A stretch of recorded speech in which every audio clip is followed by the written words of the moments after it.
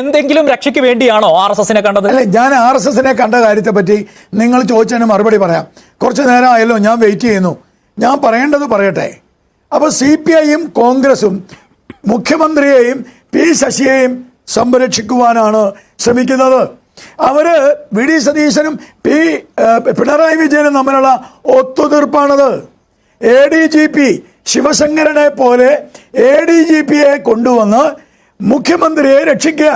ഇതിനകത്ത് യാതൊന്നുമില്ല. ഇവിടെ VD സതീശനും പിണറായി വിജയനും തമ്മിലുള്ള ബാന്ധവം, ആ ബാന്ധവം രാഹുൽ ഗാന്ധിയുടെ നിർദ്ദേശമാണ്. ഇത് രാഹുൽ ഗാന്ധിയുടെ നിർദ്ദേശമാണ്.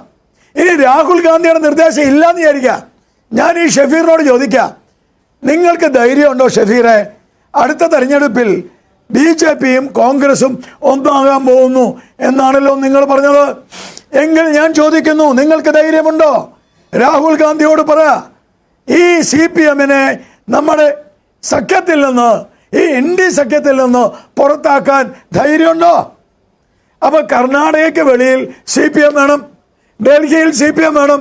ഇവിടെ കിടന്ന് മുസ്ലിങ്ങൾ, പണ്ടത്തെ മാതിരി ക്രിസ്ത്യാനികൾ വോട്ട് ചെയ്യുന്നില്ല, മുസ്ലിങ്ങളുടെ സംഘടിത വോട്ട് RSS ഉമ്മാക്കി കാട്ടി പിടിച്ചെടുക്കാൻ വേണ്ടിയുള്ള തന്ത്രം.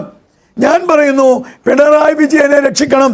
അതിന് രാഹുൽ ഗാന്ധിയുടെ നിർദ്ദേശപ്രകാരമാണ് ഇവർ ADGPയെ മാത്രം കോൺസെൻട്രേറ്റ് ചെയ്യുന്നത്.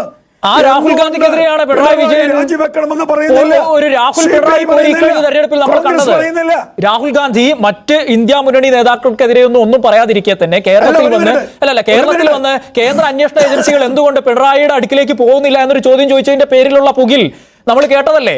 അപ്പൊ ഈ രക്ഷിക്കാൻ ഉദ്ദേശിക്കുന്ന ആളെ കുറിച്ചൊക്കെ ഇങ്ങനെയൊക്കെ സംഭവിക്കോ, ചോദിക്കോ? അല്ല, ഒരു മിനിറ്റ്. പുകിൽ അല്ല, നിങ്ങൾ മലയാള മനോരമ വല്ലാതെ വെള്ള പൂശണ്ട. ഞാൻ വേറൊരു കാര്യം പറയാലോ. P ജയരാജനല്ല ആരായാലും ശരി, മത തീവ്രവാദികളെ കുറിച്ച് പറഞ്ഞാൽ അത് അന്വേഷിക്കേണ്ട ബാധ്യത കോൺഗ്രസിനുമുണ്ട്, കമ്മ്യൂണിസ്റ്റ് പാർട്ടിക്കുമുണ്ട്.